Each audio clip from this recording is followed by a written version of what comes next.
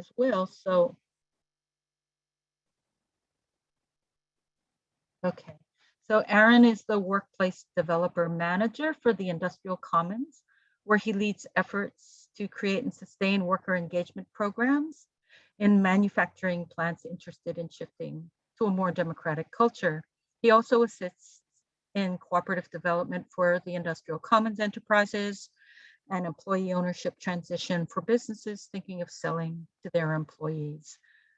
So like I said, we're super excited about that. Oh, I thought there was an agenda review slide. Did we miss that, Leslie? Huh, okay, sorry.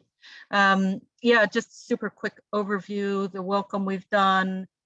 We're gonna hear from Aaron in a second. We have time for some small group breakouts, depending on the numbers at that point, and then a little closing. Okay, so with that, doing things a little out of order, I'm gonna give the floor over to Aaron. Awesome. So hi, everyone. Take it away. Thank you. I'm gonna hit share my screen. I'm gonna hit continue. And here we go. So thanks everyone for being here and for allowing me to talk to you all today about the Industrial Commons, our project out in Western North Carolina where we're based. As you saw a little bit about what I'm doing now with the Industrial Commons, I was in the Massachusetts region for close to 14 years, working at Equal Exchange. So I worked at Equal Exchange as a worker owner at Equal Exchange for just about 15 years. My day job was customer service manager for our call center. And then I was also on the board for 6 years. I was the elected kind of coordinator of our co-op for 2 years. And I also had the opportunity to be on the U.S. Federation of Worker Co-ops board for 4, and then the Democracy at Work Institute board. I just wrapped up 6 years on that board as of May. So definitely well entrenched in the co-op world. Today I'm going to talk quite a bit about the Industrial Commons. What I'm going to do is I'm going to go through this presentation relatively quickly so that we actually have time for questions at the end. So I'm going to ask folks to hold questions because each one of these sections we could spend a day on.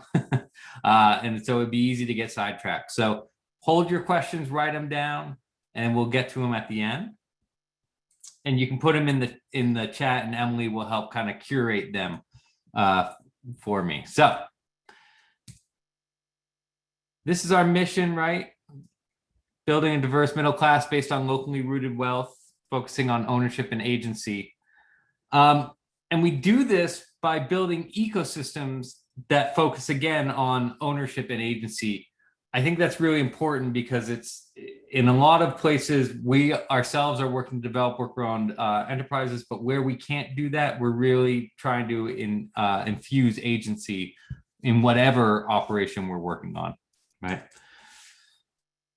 So this is a wonderful, incredibly important face of our movement, right, of our ecosystem. This is one of our phenomenal leaders, Walter from Opportunity Threads. He's the general manager there at Opportunity Threads. And really, our whole story starts with Opportunity Threads. Opportunity Threads started getting full-time employment employees there at 2010, but really 2008, 2007, folks kind of ramped up this project. And it went from just a handful of employees in a cut and sew factory, right? So if you have a project where you need something cut and sewed into something, you go to them. It's gone from a handful of people to 65 employees, over 65 employees. All of those employees, not all are worker owners, but all of them have profit sharing, right? They've got a board of 9 employees. They have over 30,000 square foot building that they bought with their own cash, saved up through self-help credit union. And just really an impressive example of, what we can build at the Industrial Commons. And again, the start of it all. So what you're going to hear throughout this presentation, hopefully, is that there's this theme that everything we have created, was really a solution to the needs of our enterprises in our ecosystem. And it started with Opportunity Threads. And in fact, Opportunity Threads itself started as a solution. When Molly Hemstreet, the founder of Opportunity Threads, was a teacher back in mid 2000s, she realized that none of her kids were able to focus. None of her students were able to focus. They were distracted. And when she kind of dug deeper, it turned out that their family life was having a hard time. Unemployment was terrible. No one had stable jobs. No one had stable income. And so that took its toll on the kids trying to learn in her class. So she went to Frank Adams, which is a mentor of hers. Actually, Frank Adams, God rest his soul, he passed away a few years ago. It was actually a mentor of my father's as well. My father is Stephen Dawson, who helped co-found the ICA group out in Boston, Massachusetts. Now I think it's it's all over the place now. And Frank Adams said, what you should do? You should start a factory, right? And so Molly Hemstreet's one of the few people I know in this universe that would, having really no factory experience whatsoever, go off and try to start a factory and have it be as successful as it's been, right?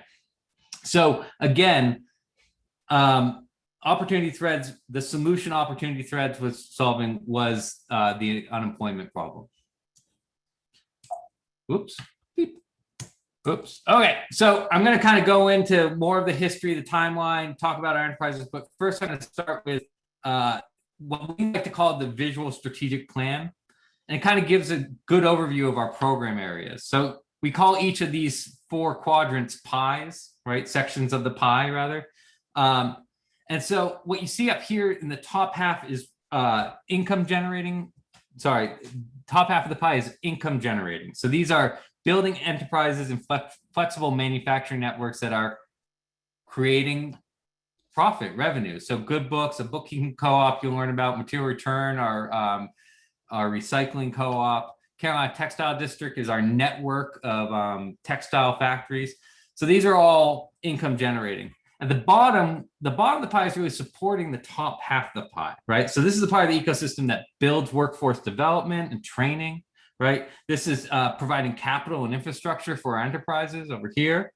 And I'm over on this quadrant over here, this bottom quadrant. What's important is that it's not just focusing on co-op development, right? We're focusing on building financially transparent businesses, education to all workers, including students, right? So we're partnering with students in the K-12 system. And we really see this as building a pipeline that will support our ecosystem, right? Whoa, okay, there we go. But before we can talk about kind of what we're building, what we built, I think it's important to root us in place, right? Where is the industrial commons located, right? So what's important to note is we are rural, right? And at the same time, manufacturing is still a big part of our lives. 1 in 4 people in our 4-county region are working in manufacturing. At the same time, right? 1 in 5 people did not graduate from high school. We're a pretty white population, right? So we got 82% white. But there is growing diversity that's happening. 6.5% Hispanic, 7% Black. Poverty rate is 24% higher than the national average. And I also want you to think of, too fast. I want you to think about kind of the very specialized manufacturing that's happening in this region and what this region's been through, right? So textile manufacturing, much like Western Massachusetts, right? Textile manufacturing and furniture manufacturing. So when the 90s hit, when NAFTA hit, we went from unemployment around 3-4% up to around 18% in our region, right? So that giant sucking sound that certain presidential candidates talked about, that did happen, right? And it happened in our region. But what we're seeing now, after the last economic recession of 2008, is you are seeing a reshoring.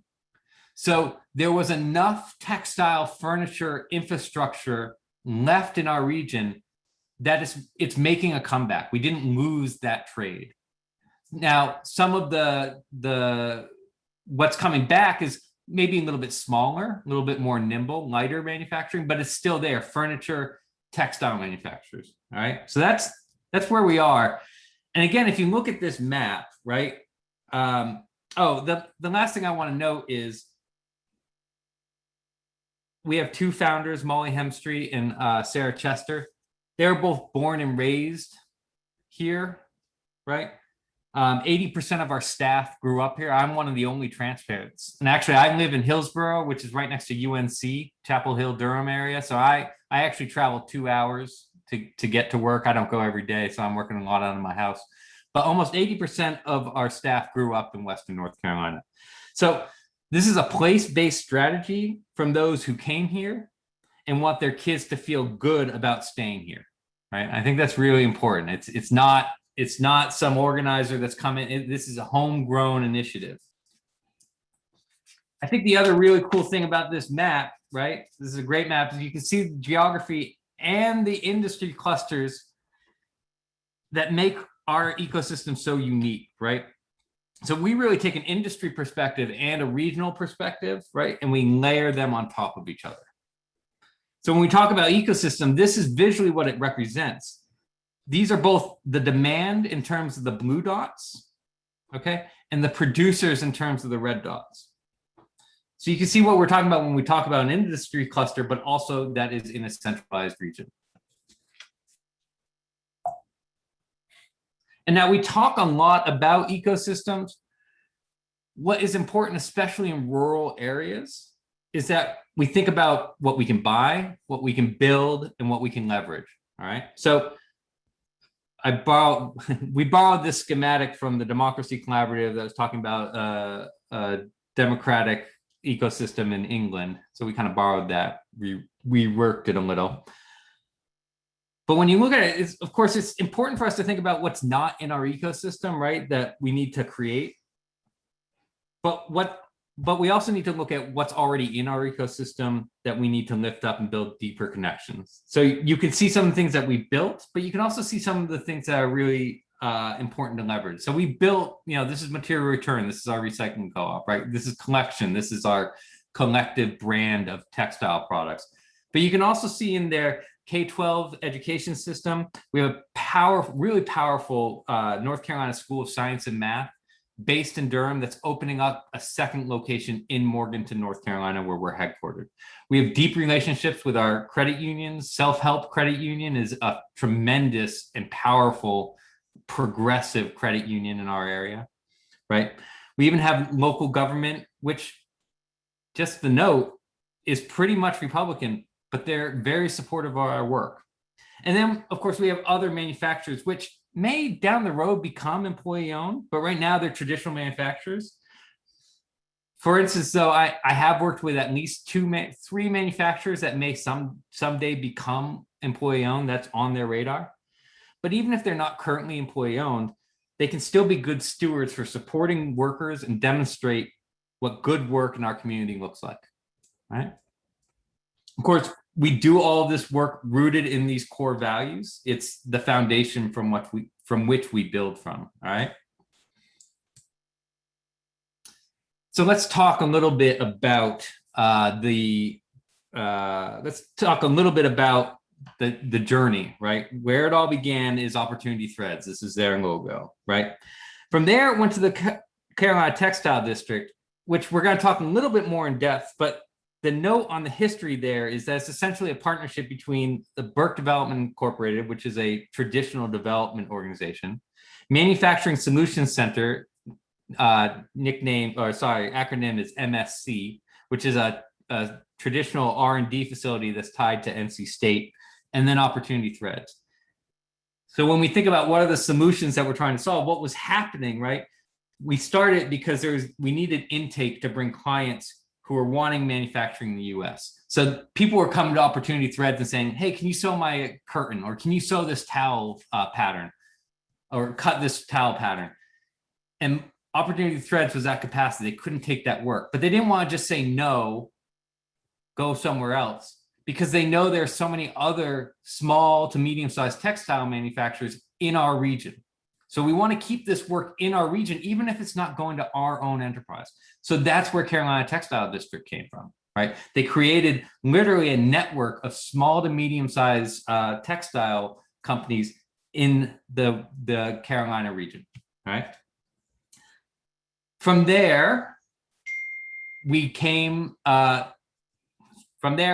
created the Industrial Commons. What was the solution that we needed there?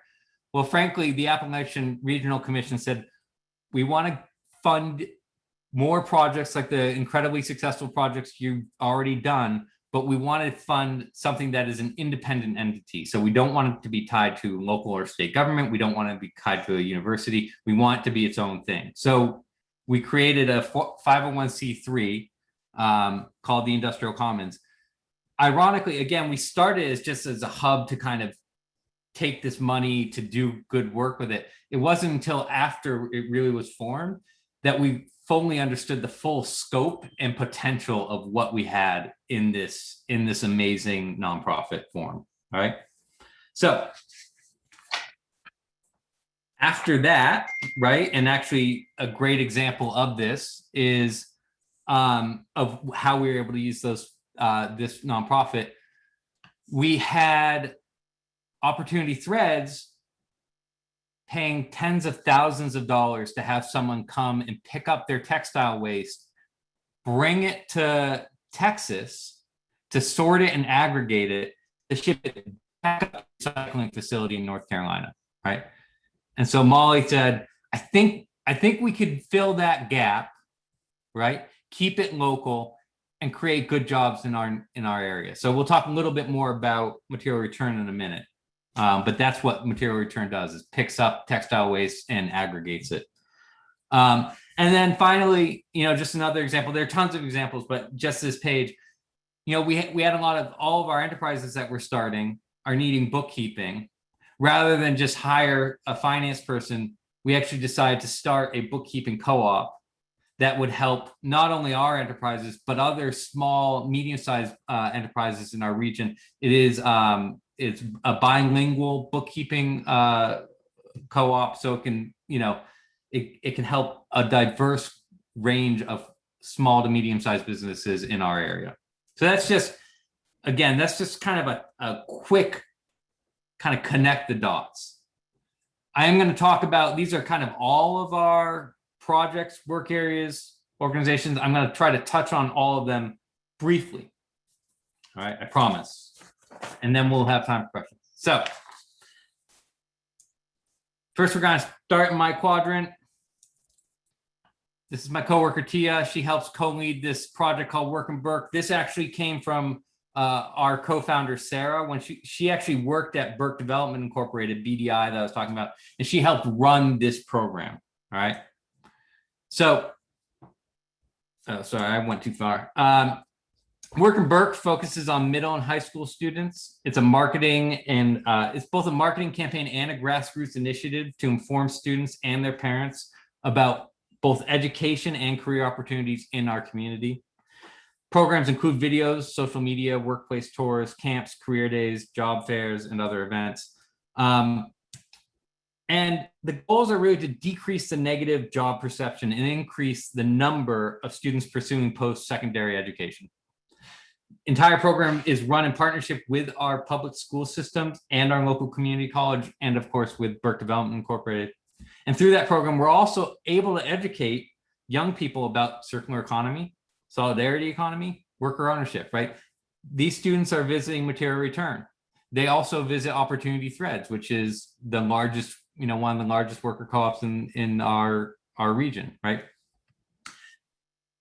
When you think about the problem here, the problem is we need well-trained young people to come into our factories and not view it as their grandparents', terrible jobs, right? So that's kind of what this is solving. And just to know, I worked at a textile, furniture. Did some workforce work in a furniture company, and I believe it was 80% of their employees were 45 or older, right?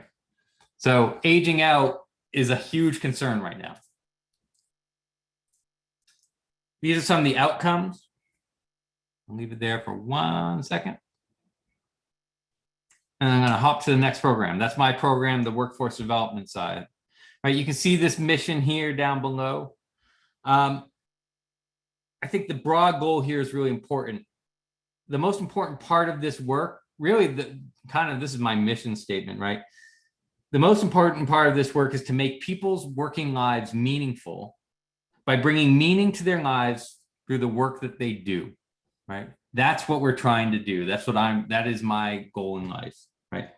So this belief really informs the various projects we're working on, from bringing together frontline employees with managers to build a better factory, to teaching everyone the financial numbers in their business and how they can influence them, to helping build or convert businesses to worker-owned enterprises. One thing we do, we just rounded out a supervisor training for a cohort of 20 people between our network, the Industrial Commons Network, and Poder MA, which is a network, a co-op network up in Asheville. And it was a whole curriculum that we had built with someone from PHI and CH Cooperative Home Care Associates on the coaching method of supervising. Right? We also are doing helping traditional manufacturers create what we call worker committees, which are committees that bring frontline employees and middle managers together with senior management to help improve work life and workplace culture. Helping implement open book management using the Great Game. So we do that internally with all the enterprises that we start, and externally with companies in our textile network who want to bring open book management to their organization. I truly believe this is one of the incredibly powerful first step to employee ownership, open book management.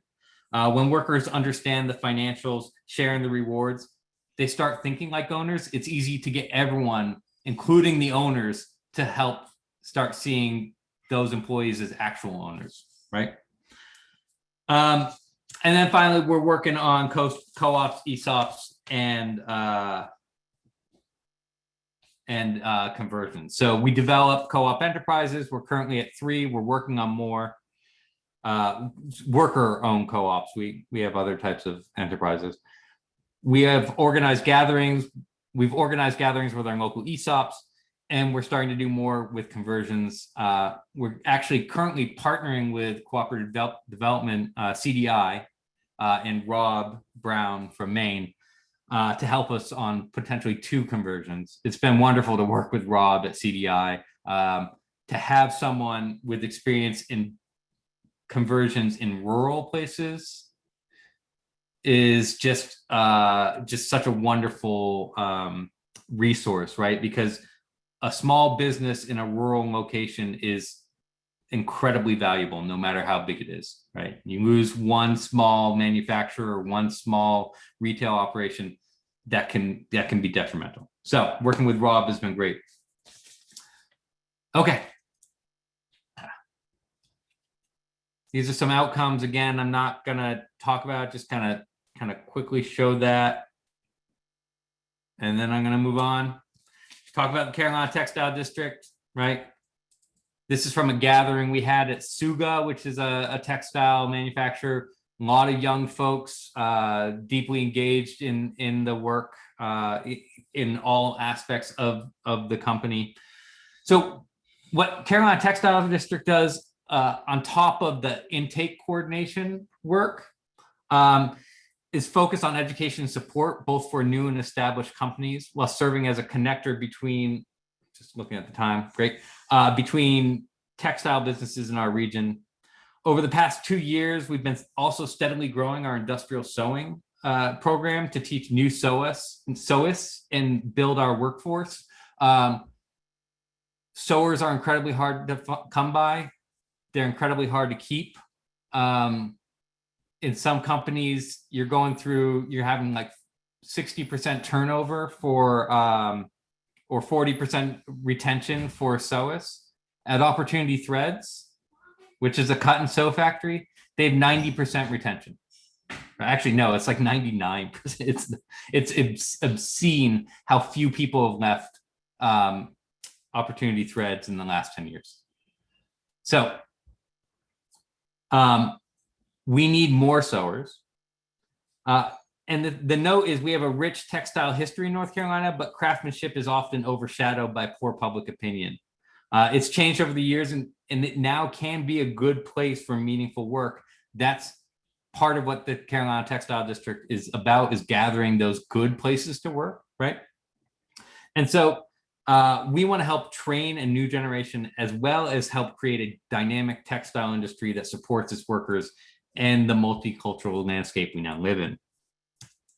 About the Carolina Textile District, right? What's the makeup? So there are 8 partners and 15 collaborators currently representing over 8,000 employees. And the goal is to have 2,250 employees by 2025. Partner, collaborator, what's that mean? So a partner is really the member of the Carolina Textile District. So we have 8 member partners. We then have the 15 collaborators, which we really view as the pipeline to hopefully eventually becoming partners, right? But they're that like second level out. And then of course we have a wider network of producers and suppliers that we work with. It's really the partners, the partner members that determine the values. The partners decide to approve new members, right? So they form a vetting committee. They do site visits, interviews, set of values, and they have this set of values around equity, wages, benefits that they're judging these new members on. In fact, we're vetting 2 potential members right now. And they, they really have a collective commitment and accountability for environmental and social responsibility, right? Benefits include legal assistance and a cooperative pool for health insurance for these companies, skilled trainings and opportunities for workers, especially in craft industries, also helping employers figure out what to do as their workforce ages out. We do client support, so that's transparent domestic supply chain, including manufacturing and sourcing. That's a lot of the intake part. And we're doing education through workshops and classes. Finally, we're literally building a brand of products that these textile companies make. So the note is, you might go to Molly and say, hey, can you create this veggie bag? Can you cut and sew my veggie bag for me? They'll do the work, but you won't find their logo anywhere. In fact, Equal Exchange worked with Opportunity Threads to cut and sew a handbag, right? You didn't see Opportunity Threads anywhere, right? Because that's kind of the work. So what Carolina Textile District said is, we want a product of our own. We want a label of our own that represents us, right? And so we can build these work. We can build this these products on our own and sell it. So this is an example of some of the products we offer. The note, they're basics for every day with long-lasting, environmentally sound materials. We do design charrettes with workers. Models are workers, right? They're all somehow involved with our enterprises, right? Again, I know I'm going real fast. I appreciate this. We're getting there, and then we can have questions. These are the outcomes. I can share this slide deck after if folks want. Happy to do that. I'm going to talk about material return now. So material return, again, collects, aggregates, and remanufactures textile waste. This is our team over here. They're great. And so this is what I would call a true circular economy project, right? Again, what we do, because we're in an industry cluster, how we figured this out, we were looking at what are all the holes in our industry. We work to map this data out. We work closely with our Council of Governments to map things so that we're basing all this on data. And what we saw when we were mapping, we realized what was missing in our ecosystem was the sorting and aggregation facility. So we built that as an employee-owned operation. What's amazing is you also have all of these textile furniture companies creating fabric waste, textile waste over here. So they're putting in that textile waste that we're picking up, we're sorting and aggregating.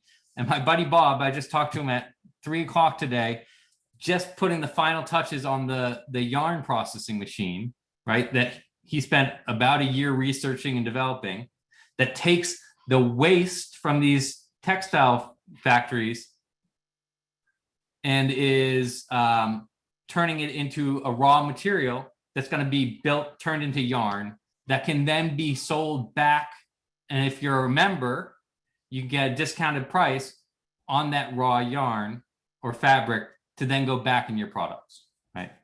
So by July, we have the yarn. By July, we have the blend, right? The recipe. By July, we should be producing that yarn. And we've been picking up waste for over a year now. Again, this is a truly local project. The waste, we're picking up no more than 100 miles. Most of it's in our backyard. All right. They do open book management with the Great Game Business. So every week I'm actually in there coaching them as their coach. They've got it. I'm just learning more from them than they are from me. But every week, you know, each person here has a line on their scoreboard. The scoreboard comes from P&L, right? And every week they're doing a projection of where they're going to end the month. So these are the outcomes here. And really goals. Quickly talk about Good Books. Again, Good Books is a woman-led and worker-owned bookkeeping co-op. The mission is to increase financial capacity and strengthen community-oriented businesses by providing effective bilingual and bookkeeping services. I'm not going to touch too much on them, but you can see some of the services there. The outcomes / goals. TOSS is this amazing project. It's actually another nonprofit that we're in the process of merging with. It's this really wonderful creative enterprise. Right now we have a few initiatives. There's a K through 12 educational opportunity, such as one thing is an art pod. So during the pandemic, families would bring their kids and they would do all this amazing art. And it would give parents a little bit of an outlet. Kids were creating beautiful pieces of work. We've got community projects and events like an artistry in residency and these mural project. And we've also got civic engagement initiatives like the Hometown Walkabout. So that's taking a tour of downtown Morganton, but taking the tour of the historically Black African-American church, going to the Hispanic-owned grocery store, going to the Hmong-owned laundromat, right? So showing the whole picture of Morganton, right? It's a really powerful tour. Here's a postcard that they developed for our project with Cooperative Home Care Associates and the PPE effort, the masks effort. And so these programs really are designed for our community because placemaking is a critical component of building our individual and collective hopes and imagination, which then contributes to the development and fulfillment and flourishing of every community, right?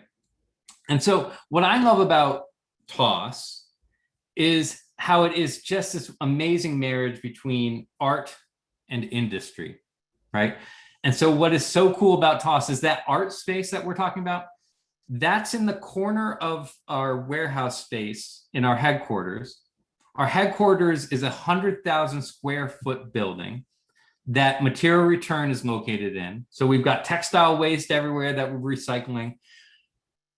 We're not filling up 100,000 square feet. So we've actually are subletting it, partitioned it to 2 other furniture companies that are partners with us that we worked quite closely with to help create this masks and gowns.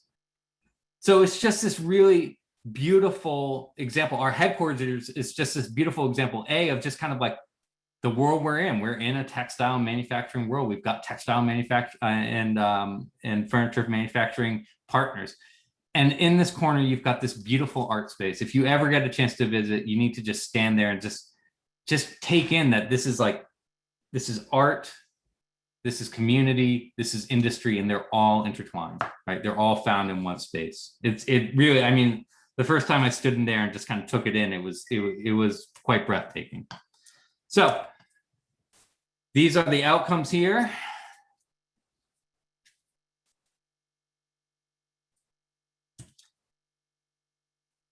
We're also building really an innovation hub, a campus, right? There is, what's really interesting is this misconception that in rural America, there's all this space that you can just build factories on, right? And that's just not the case. We did buy acres of land that's actually going to go right next to the School of Math and Science. We're working with the School of Math and Science to kind of rehab it, but it's a brownfield site, right? So we've got to spend the next 5 years rehabbing this brownfield site before we can build this beautiful campus. But the goal is that this innovation campus would house a lot of these enterprises and also be a place of shared resources, shared vision. And really, there's just so much shared innovation that's going on inside these plants. We want this to be a visual representation of this next generation of work. So what this next generation of employee ownership can really look like in our communities. Okay, doing okay. I'm going to touch on how this all comes together with our COVID-19 response, right? The thing to note is we weren't able to do this overnight. It all came together overnight, but because of years of organizing and work on the back end, right? But this really began as a call from our friends at Cooperative Home Care Associates. They were saying to us, hey, we're in deep need of PPE. We're in deep need of masks and gowns for our communities and our healthcare workers. So that it was really that call from Audria that activated. Audria is the head of CHCA that really activated us and said, okay, what can we do, right? We know textile, can we do something, right? It's important to note that our network was hesitant to get into this work, knowing that there was a lot of specifications to meet in order to protect people on the front lines, and we didn't want to be producing things that weren't safe. But we worked with local hospital experts, local Manufacturing Solutions Center, the R&D. We worked with our local experts to come up with something that we felt really good about. And so through that, all that research and the networks analysis that we had, in the third week of March of 2020, we put out a call, say, who wants to help us on this project? And 200 factories responded, right?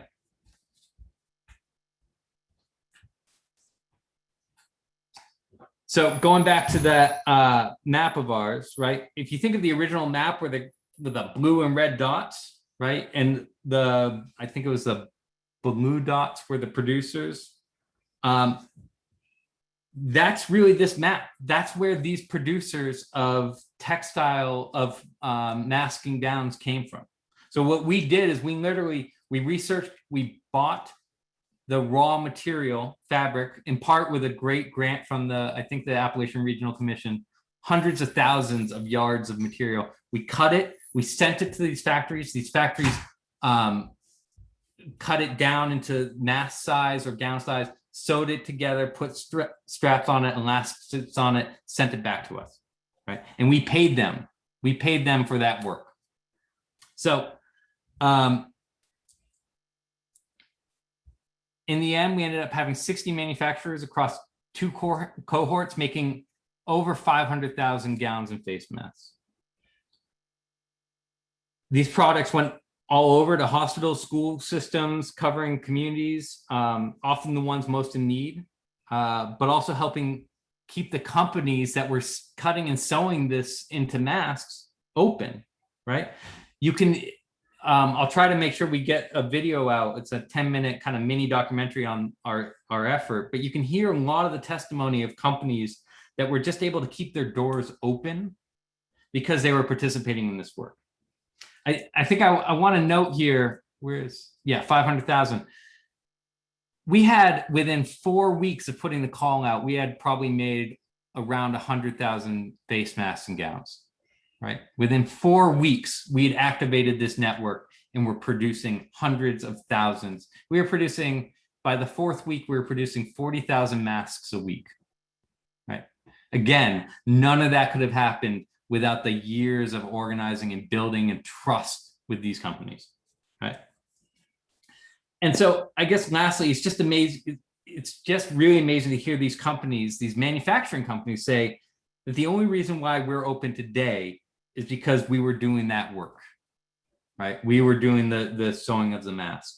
So there's the immediate healthcare crisis, but in small rural towns, there's also the crisis of small communities like ours facing economic crisis, because if these plants shut down, the impact is just detrimental, right? I forget what it is. For every 1 factory job, another 4 jobs are created, right? That's why manufacturing in America is still important. And it can be done. And we're showing it can be done. And we're partnering with other manufacturers in America to get it done. I will tell you that the conversations we had about your gown costs $9, I can get it from China for $1. And I was like, can you get it from China right now? Because a year ago, they couldn't get it from China. They couldn't get gowns anywhere. I had hospitals calling up desperately saying, do you have gowns, right? One of the craziest experiences of my life, right? So unfortunately, we're probably all manufacturing back, manufacturing back offshore. I hope we learn some kind of lesson from that, right? But it is just amazing what we were able to do in such a short amount of time. So I'm going to leave. I've got 2 minutes. So again, this is our 10-year vision. I think this is totally doable. It's probably selling ourselves short. I think with this yarn, the yarn that Material Return is about to start manufacturing, I think we're probably going to see quite a growth spike. Ooh. These are ways that you can help, right? And that is it. Look at that. Look at that. 1 minute to spare, I believe. I'm done. Thank you, Aaron. Thank you so much. That was great. It's a lot. So much. So much. Yes. So folks should feel free to drop some questions or short comments in the chat. Let's see.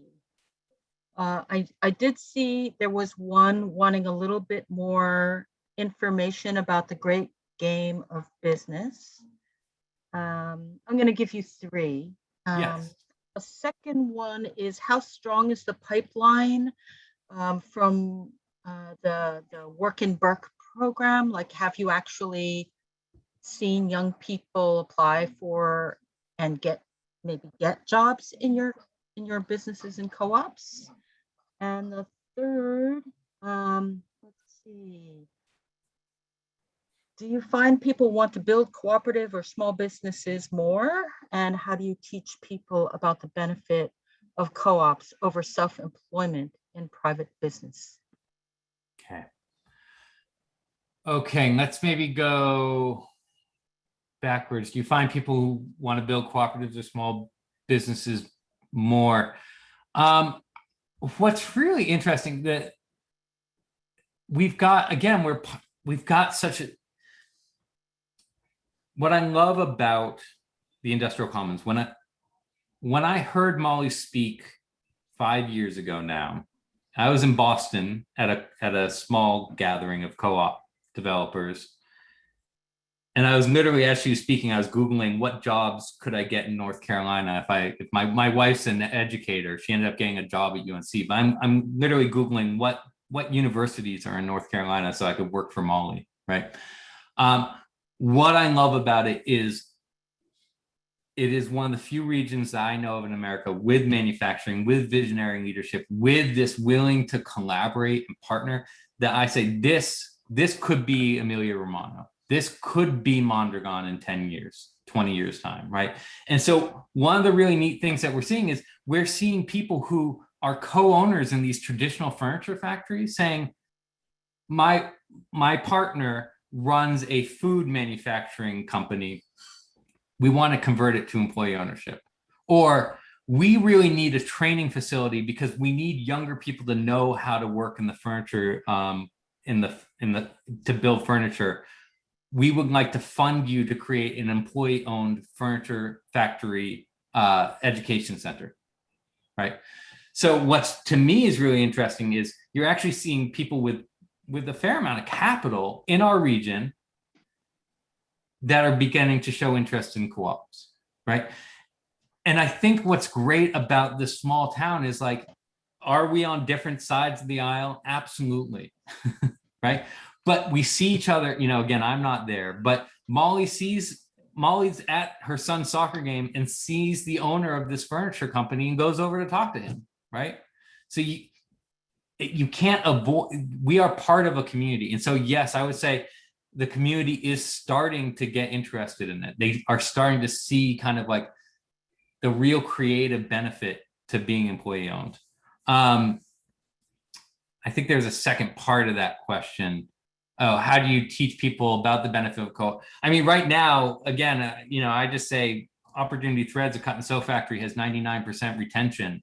And that's a pretty compelling argument right there.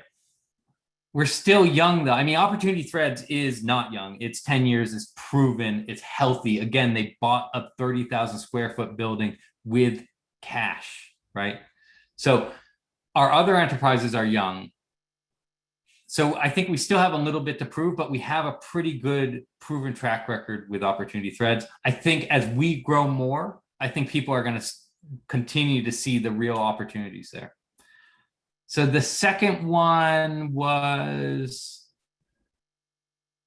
going backwards. Sorry, so there was more details about the great game of business, and then there was a follow-on that relates to that, like how do you bring in new hires into ownership practice using the great game of business? So more details about that. That's great. Yeah, and actually, I'm remembering the other one was on Work and Burke and the pipeline. Right. Yes, I do believe we brought folks in from that. Again, the other part of it is actually, sorry, I think Bob, we found Bob, who's the head of our material return, the yarn R&D part. He was working at one of the other local factories, and he was talking about how manufacturing in our region is important. He's gotten young people to sign on. He's gotten people that he used to work with sign in as well. So it has been successful. I think the thing about it is we're trying to raise the profile of working in manufacturing in our region. The other side of it is that workforce development side of like actually making those jobs good places to work, right? So that is hand in hand. I can't give you more concrete examples. My friends and partners at Work and Burke probably could. Great game business. I moved to North Carolina. I had the great benefit of, while still working at Equal Exchange part-time, going to a sustainability conference at UNC. And I happened to be sat down next to someone, and we just started talking. I had a booth table talking about Equal Exchange. She had a table.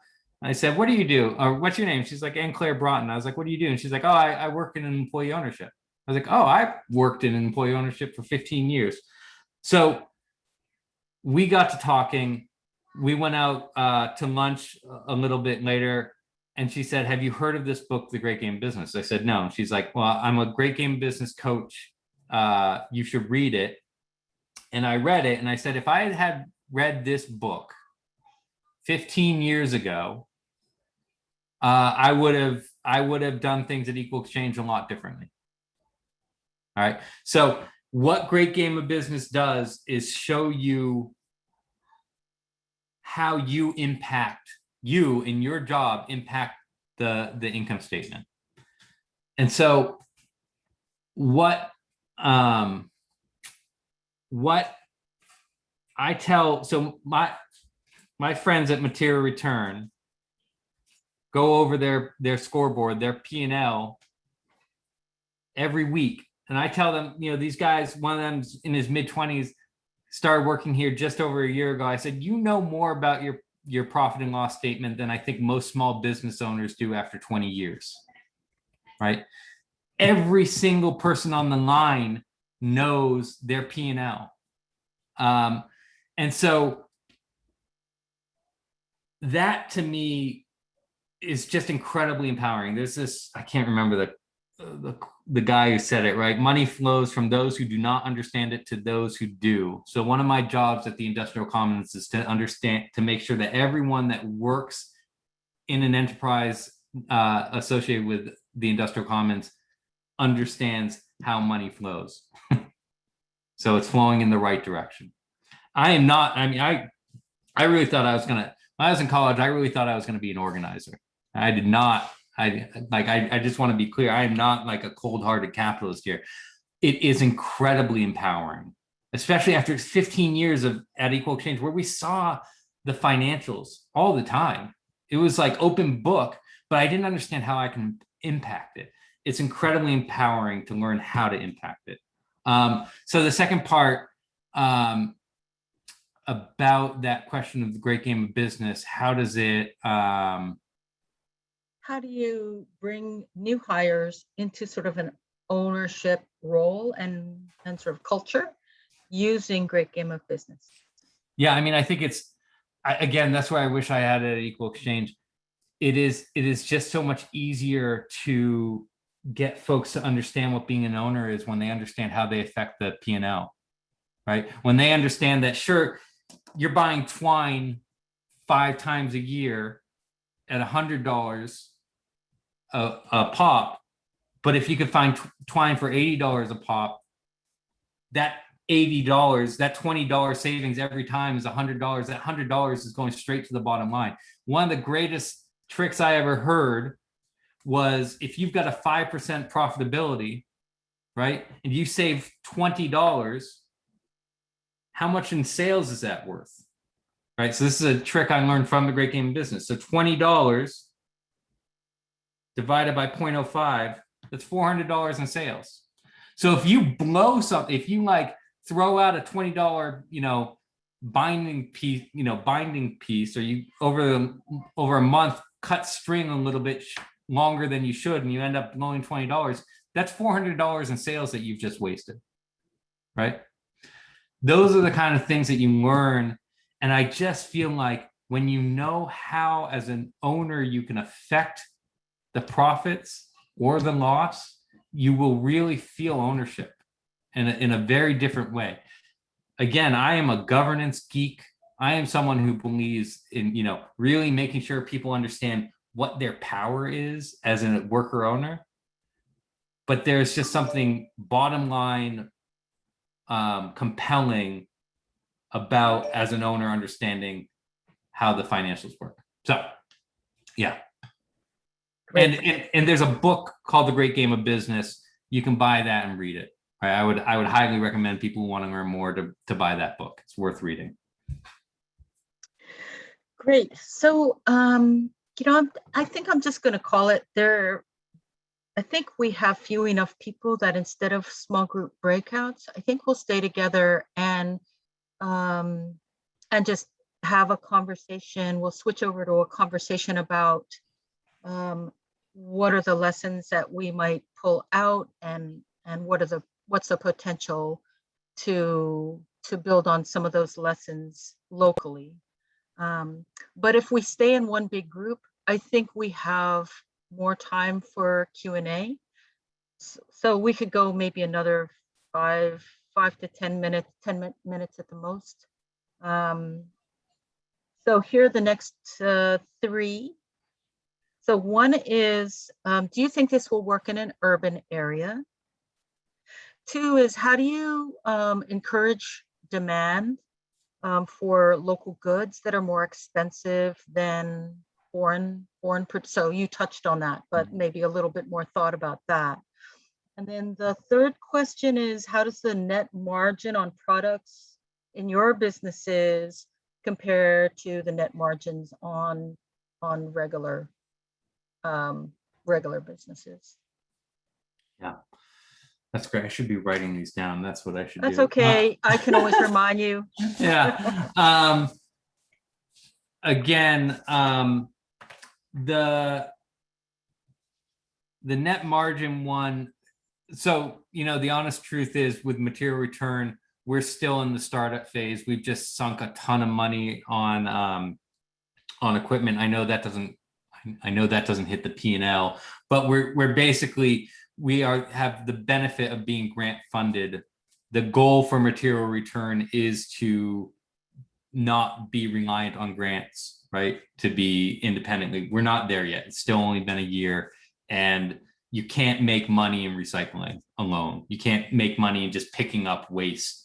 You need to figure out another way. That's the yarn. So I think we are competitive as far as picking up waste.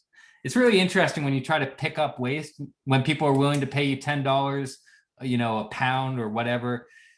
That's not the right. It's like 30, it's like 4 cents a pound, but they're willing to pay you 10 cents a pound to throw it out. But the minute they find out you're going to recycle it and use it for a raw material, they want money for it. Right. But I do think we are competitive with waste aggregation companies. Opportunity Threads, they started 10 years ago. I joined about 3 years ago. And because they're so autonomous, the Industrial Commons is not doing a ton with them. We did just involve them in the management training, and it was amazing. It was great. We had 4 of their managers as part of the management training. But long story short, I actually don't know their margin numbers. But again, they're making enough cash to put it away to buy a building. How do you get folks? I'm remembering this ties into the other question, which is how do you get folks to pay more? We are business to business, a lot of our work. A lot of the projects that we're doing, like Opportunity Threads or some of the other Carolina Textile District partners, are doing work. They want their products to be produced in the US in an ethical way, right? So that is a values-based pitch, right? The other side of it is, so one of the things Opportunity Threads does is it works for a company to make, you send them a bunch of your old t-shirts and they cut it into a quilt. They cut it into squares and they sew it together as a quilt. So your daughter graduates from high school and you send a bunch of the high school t-shirts, sew it. Or you're doing a memorial for your grandmother who just passed away and you send some of her favorite t-shirts and it gets turned into a quilt. Their margin of error is 0. You mess up someone's passed away grandmother's shirt, you don't get a second chance. And literally their error rate is almost, I think they did 1 2 years ago. And it was UPS that lost it, right?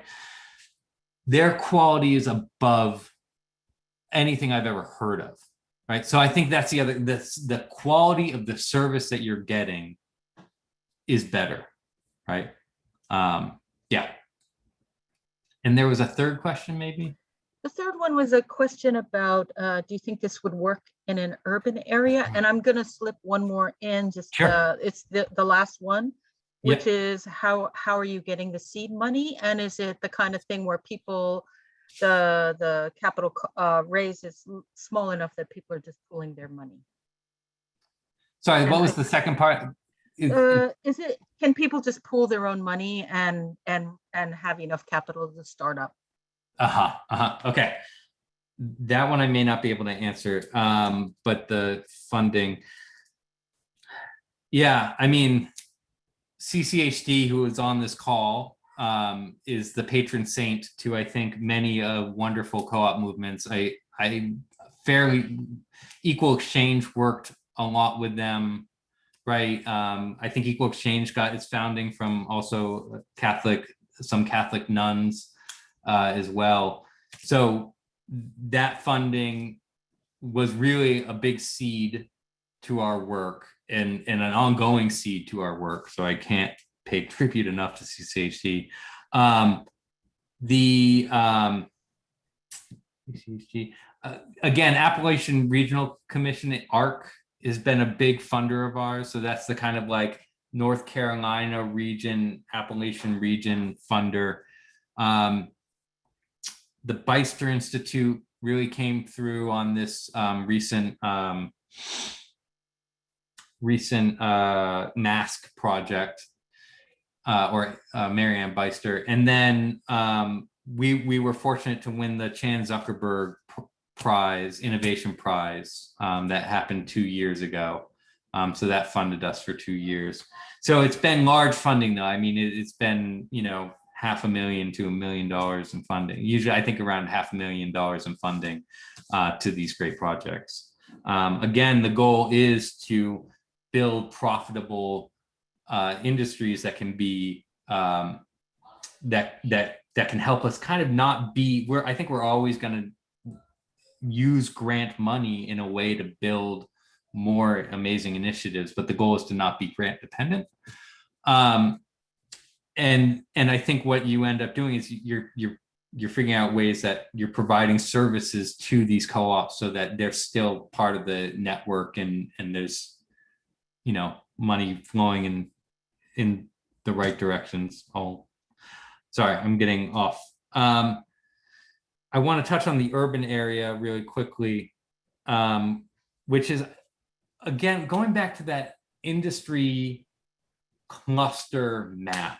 I mean, I would just highly recommend looking at what is your region known for, right? And really mapping out what is our area of speciality and how can we make an impact there, right? I think that's just been what's so amazing is like, we've been able to have, like, that guy at MSC had like 50 years of experience working with like Nike and you know, doing R&D for Nike and Under Armour, and he's working with us, right? Because he thinks it's an amazing project and it's going to help change the world, right? So it's easier to find those experts that are excited about what you're doing because it's different if they're in your backyard, if you can go to lunch with them. So to me, it's less a question of can it be urban versus rural, more like what is your regional speciality? I mean, like, could this be done in LA? Yeah, probably, right? There's textile companies in LA. There's still people doing cut and sew in LA. That could be a great place to look into this, right? But it's really basing it off of the needs and the region. Yeah. Thank you. That's the end of our questions. And just a shout out to CCHD. There is some information in the chat and contact information if you want to get in touch with Ian. Yeah, so Wellspring also has been a beneficiary of funding from CCHD. So yes, much appreciated. But that was, Aaron, that was a perfect segue into the next part of our conversation. Like I said, the plan was to have breakout rooms, but I think we're small enough now. I think there's 20 people on the call, just to have an open-ended conversation. And Aaron's willing to stay on and offer his experience and expertise and insights. So the question, like, if we can, Leslie, can you pull up the slide deck again? And I'll just at least show the questions, the framing questions. So it was sort of, what are the opportunities? Right, okay, so cooperative value chain development. Yeah, what are the opportunities? What sectors might be good candidates? And I know we do, I think most of the people on the call are from Western Mass, so that's primarily our interest, but it certainly isn't to gag anybody from further afield that just might be interested in, what do you think about this sector? So that's one. And then also, if anybody on the call has anything to offer, right? You have particular knowledge or skills that are relevant to value chain development. And just to let you know, we Wellspring will definitely be organizing a follow-up call or meeting to really think about this and explore this more deeply. What would it mean for Western Mass? So yeah, you can also say if you're interested, but we'll also just send out an follow up to everybody that registered to see if you're interested. So really, probably questions 1 and 2 were the primary ones. So with that, the floor is open. Questions 1 or 2. Anybody want to jump in? Just, yeah, I think we can, you can just unmute and go ahead. This is So- Jenny. I have a question about decision making. How are decisions made in all the different places? Is it majority rules? Is it Robert's rules? Is it sociocracy? Is it, how do you do the decision making? Or that's one question. Thank you. Is that a question for me or for the wider audience? For you. Oh yeah, okay. So opportunity threads, there's a board, right? So they're elected and they make the decision, you know, they make kind of larger governance decisions, and then there's management.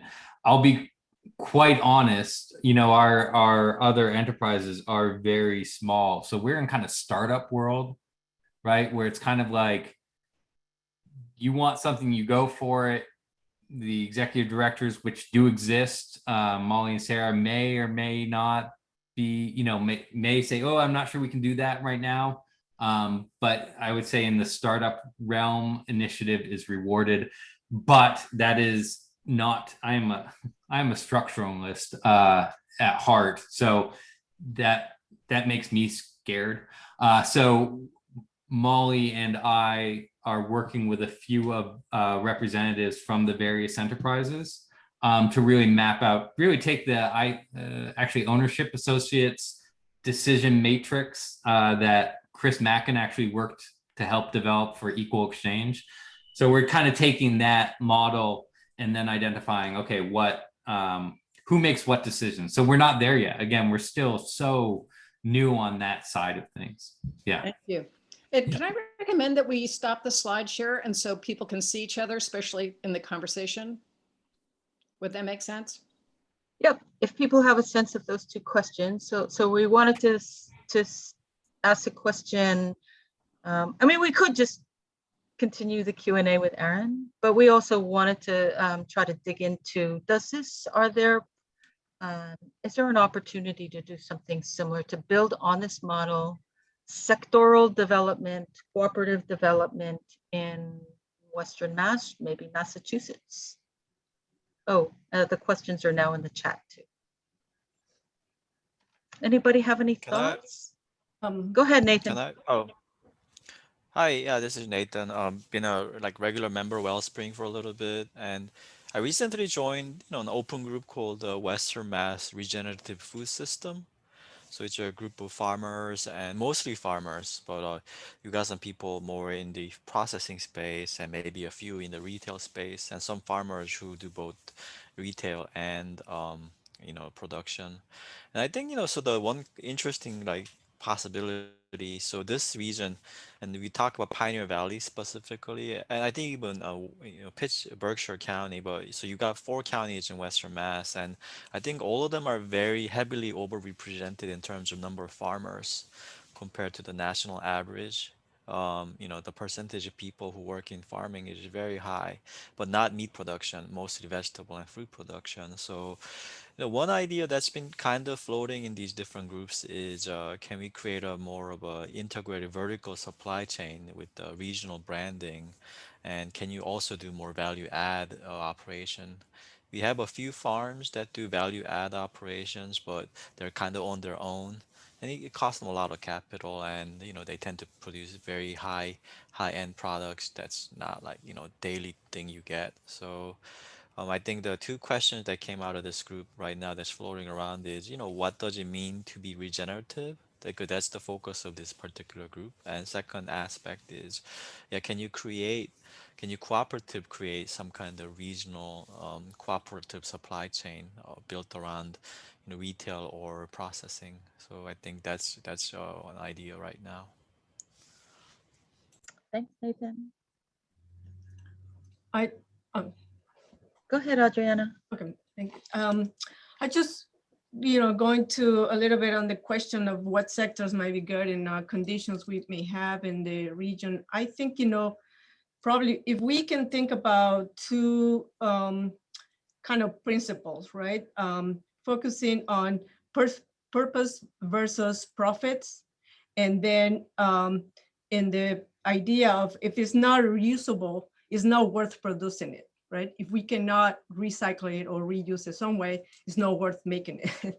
And I think, maybe the cooperatives, there's a lot of ways maybe that we can start thinking what we can reuse or what are the things that are, that are disposable there that we can reuse and start identifying potential ways that we can start taking on to create this cycle, and it could be a process of identify the needs, what needs are in the starting with our own cooperatives, in terms of disposing things or recycling, and then or what Nathan was saying, what is it there that is a need there to get rid of something that it's right now is hard, and you can maybe create the idea that other people can start building other cooperatives around that idea to resolve a need, or as Aaron was talking about, kind of one organization comes out of a need of something, so if there's a process of identifying those needs, maybe we can build something around that. Thanks, Adriana. Great. So Anybody else? just to speak to one need that we have at the greenhouse, which is typical of lots of the food industry, which is packaging. We've been stuck in this plastic packaging, clamshells, finding recyclable alternatives, finding alternative packaging, finding ways to produce and make that. And there's a huge need there for sure. But I also just want to say that this region, was built around machine tool and die making and really manufacturing machines. That was sort of the heart of the Western Massachusetts. I think the sector really sounds like unraveled maybe a decade earlier than the fabric, or than the North Carolina, fabric sector. So we do have a higher than sort of average number of small machine shops that have become very specialized in supporting, different sectors of the economy, often not local markets. And there's been done a lot local around training and trying to prepare a new generation of people into that sector. But I don't think there's been done a lot about trying to weave them together into a sort of industrial, sort of a common market. Something to look at. I guess the question is if there's still enough of a core there to build a sector around it. And I'll say that the Wellspring board took up this question. Like we just watched a video about the industrial district, the industrial commons. And so there was a lot of interest in one of the strengths in our region, which is healthcare and well-being. And we already do have a foot in that, like because it would include food, healthy food and nutrition and fresh fruits and vegetables. So we have a foot in that already with the greenhouse as well as the mobile market. But then beyond that, we have a budding mental health co-op and jumping jack hoops, exercise. Anyway, there were various ideas around could we develop something similar around that industry. Sort of wellness, pretty broad wellness sector. Other thoughts? And if not, okay, Michael and then Charlotte. Even though it's been tough and we keep having to change how we approach it, transportation is a huge unmet need with such a potential for benefits in our communal networks, because the workers, the raw materials, and the products all need to be transported. And then that's the exact type of industry or sector of the economy that people outside of our network also need. So even though it's had so many challenges, it's still the one I think central to a lot of our other projects. Yep, good point. Thanks, Michael. Charlotte? Hi, yeah, I'm really fascinated by this conversation. I'm new to the area, but I just did a Berkshire E4All accelerator program, so kind of familiar with a bunch of businesses that are starting up locally in the Berkshires. And what's fascinating to me is that I think like all of these sectors that you're mentioning, whether it's farming or transportation, or I mean, textiles and also machinery, are all connected, right? So like, and there's so many connections between them, just how Aaron was talking about, like the art and business connection that isn't necessarily obvious, but then when you see it, it's just so inspiring. So like, it's really about creating that infrastructure to create the connection. It seems like, right? Like creating that like web that Aaron was able to create in North Carolina to connect all of these different things that will create that cycle, right? That's how I see it, but it seems like it takes some leadership to get there. And I'm just curious, like with the North Carolina, like how did it begin? Was it one person that kind of like saw the vision? I guess I maybe missed that part. Yeah, I mean, it's very much Molly at the beginning, and then now her partner in crime, our co-executive director, Sarah. Two of the most vision. So Molly's incredibly visionary, and Sarah's incredibly strategic, right? And so that combination of like seeing the vision, seeing the strategic pathway to get there, and I just note, like, again, I kind of highlighted that all of these enterprises sprung up because of a need that needed a solution. And Molly and Sarah are incredibly spot on identifying, okay, what's the need? Can we fill it? Do we need to partner with it? Do we need to buy it? Right? Like how can we get this need, but just never being satisfied with like a need going unmet. So I absolutely give Molly and Sarah, the lion's share of the credit of starting this and having this vision. And you got stuck with me. If you ever get a chance to hear Molly talk about the vision, again, it's the reason why I was Googling what schools could my wife work for in North Carolina, right? Because it draws you in. The difference is not only is she a visionary, but we have a factory with 65 people doing real and profitable work. So it's a vision that's been met with an actual demonstrable proof of concept, right? It's working. But yeah, the people help, that's for sure. So I'm also going to invite you, Aaron, if you could take maybe just a couple minutes, if you have any comments about any of that brainstorm. So food, reuse, packaging, machine tool industry, wellness, transportation. If you have any reflections on any of that. Yeah, I guess one of the things that I think is so, again, another amazing, unique part of what Molly and Sarah have created is the Carolina Textile District, in that you've got small companies that should be competing against each other, cooperating together. Cooperation in theory sounds great. To get it to work is just really hard because everyone's got their own needs to be met. So my point in that is like, are there ways that you can partner with non-co-op, already thriving companies in the area, like in a way that's not going to be threatening, but on a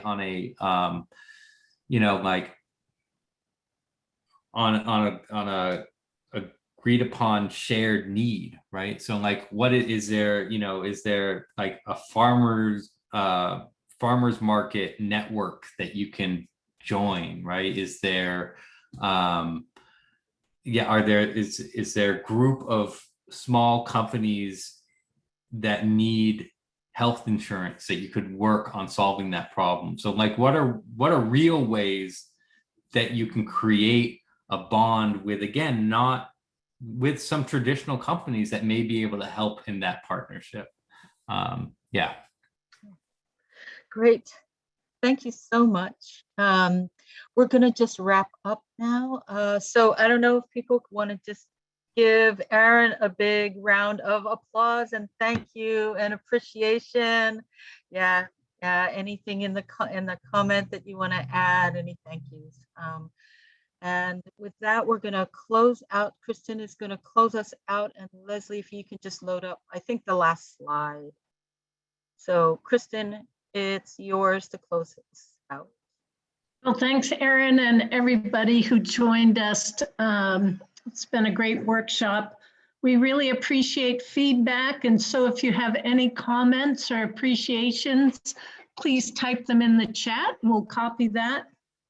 Also, if you appreciated this workshop and would like to support future programming by Wellspring, we would encourage you to visit our wellspring.coop website and go to the support tab and support us. That link will also be in the chat.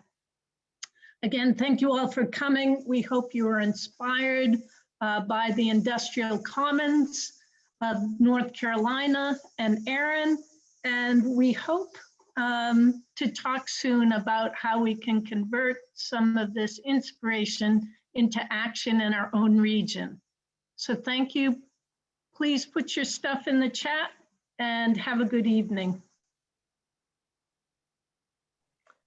Great. Thanks, everybody. And thanks, Aaron. And we'll be in touch.